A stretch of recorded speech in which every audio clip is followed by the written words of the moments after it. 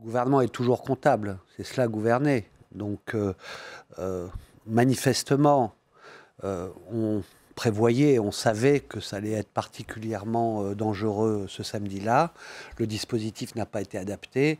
Il y a eu des dysfonctionnements, le gouvernement le reconnaît lui-même. Il faut des explications parce que ce n'est pas la première fois. Il y a, on dirait, un amateurisme dans la direction politique de ce qui se passe. Les victimes sont des policiers, des pompiers, des citoyens parisiens. C'est insupportable, ça ne peut plus durer. Une ville ne peut pas soutenir pendant plusieurs mois tous les samedis des destructions aussi violentes et des atteintes à la liberté de circuler pour beaucoup de citoyens parisiens. Parce que, voilà, il y a des jeunes, il y a des familles qui sont pris dans ces nasses. J'ai des témoignages dingues, quoi. Ils se retrouvent dans des situations de quasi-guerre sans aucune défense possible. Et ça doit cesser.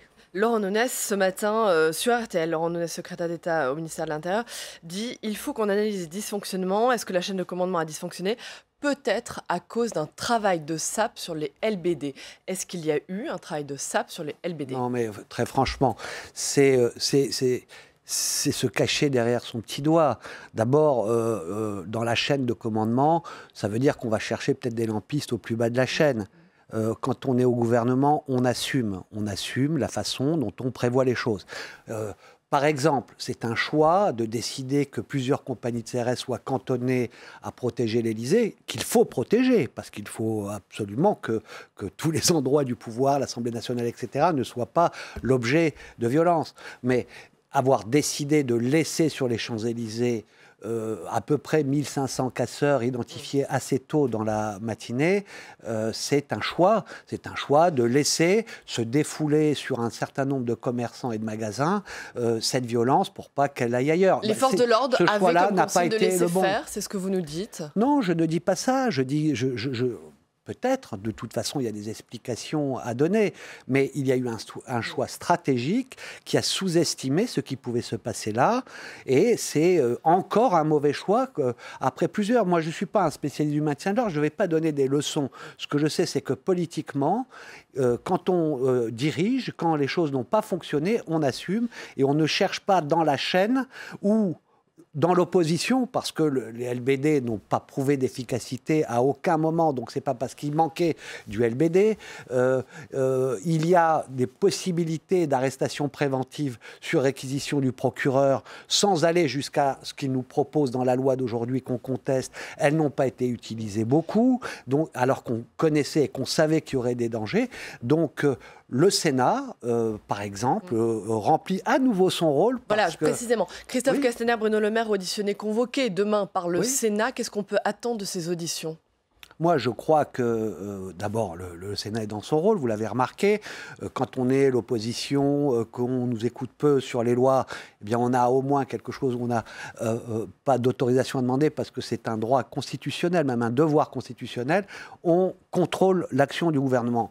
Franchement, à quoi servirait-on si, quand il y a autant de questions à se poser, sur le plan du maintien de l'ordre, on a des explications à voir, et peut-être qu'il y aura des bonnes explications, mais en tous les cas, on les veut. Et puis, sur le terrain économique aussi, comment on va aider ces commerçants ? Comment on évalue l'impact que ça a sur l'économie et le rayonnement économique de la France dans le monde? Quels sont les impacts sur l'économie française? Tout cela, on a besoin que ces deux ministres viennent nous donner des explications et des éclaircissements à nos interrogations. David Assouline, dans le reste de l'actualité, il y a la situation à gauche et les européennes. Olivier Faure et le PS ont intronisé Raphaël Glucksmann comme tête de liste aux européennes. Objectif que la gauche se rassemble. Enfin, je vous propose d'écouter justement Olivier Faure, le premier secrétaire du Parti socialiste. Il faut changer. Vous l'avez dit, nous avons fait 6% à l'élection présidentielle. Et donc, la question maintenant, c'est de savoir si on continue à considérer qu'on fait comme avant, ou est-ce qu'on cherche au contraire à s'ouvrir à nouveau à d'autres ? On nous a tellement reproché d'être repliés sur nous-mêmes. Eh bien, moi je souhaite au contraire faire l'inverse. Est-ce que Raphaël Glucksmann, c'est un bon choix? Il n'est pas socialiste. Est-ce que c'est un bon choix pour prendre la tête de liste socialiste européenne? C'était un choix possible, en tous les cas, un choix d'alliance, d'ouverture, de dépassement du Parti socialiste.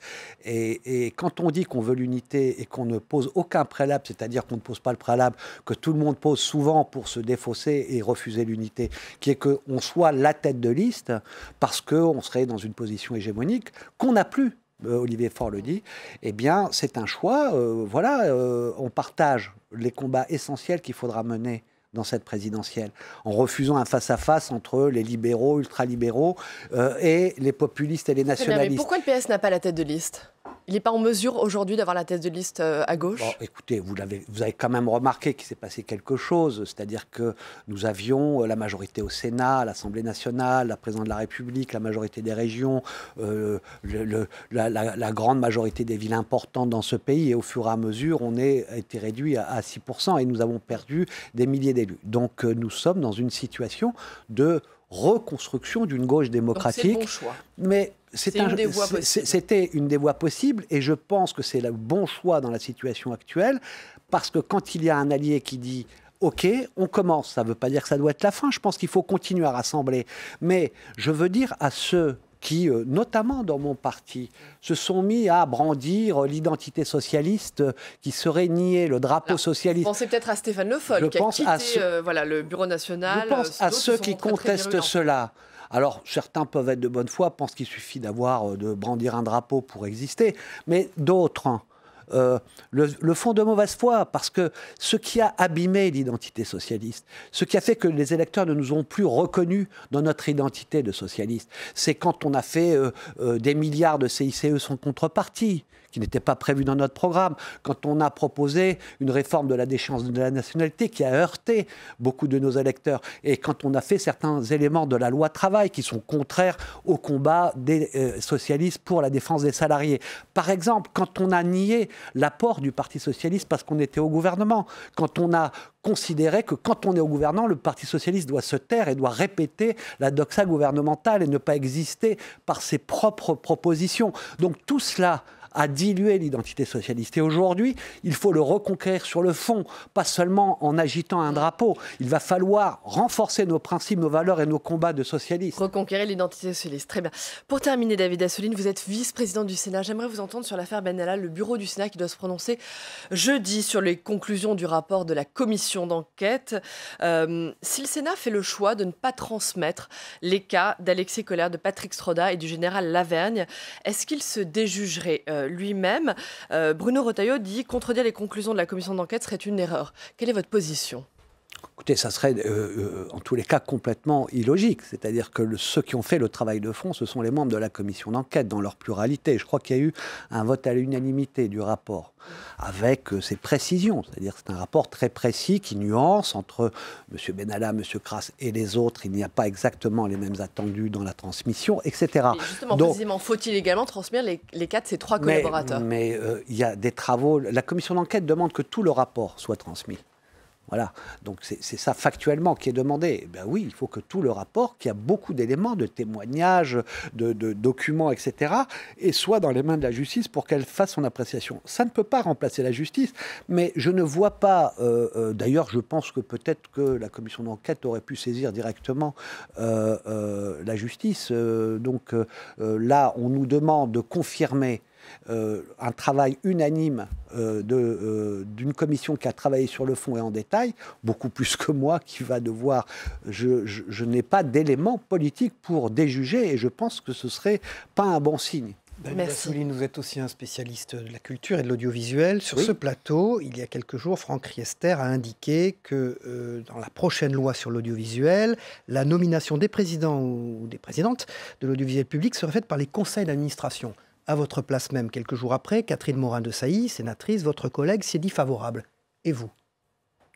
Moi, je ne m'oppose à rien de ce type. Mon seul principe, c'est, depuis toujours d'ailleurs, c'est l'indépendance de ceux qui sont nommés. C'est une garantie d'indépendance, ce mode de nomination nouveau? Non, il n'y a jamais de garantie d'indépendance par une forme. Donc, je pense qu'il y avait indépendance à partir du moment où les membres du CSA étaient nommés à la majorité qualifiée par les deux assemblées par un vote positif, à l'inverse de ce qu'il y avait avant sous Nicolas Sarkozy, et qu'un conseil d'administration peut être une bonne formule si la majorité ne sont pas nommés par le gouvernement dans le conseil d'administration. Vous voyez ce que je veux dire.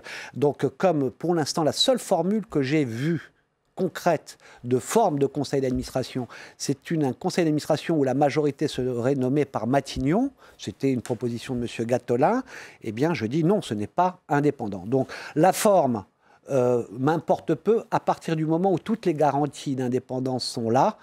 Je remarque que penser que c'est ça qui va modifier les choses, alors que sous ce quinquennat, déjà plusieurs nominations ont eu lieu par le CSA sans que personne ne dise que c'était pas indépendant, est une contradiction. J'espère qu'il y aura plus d'ambition à la réforme de l'audiovisuel. Merci, David.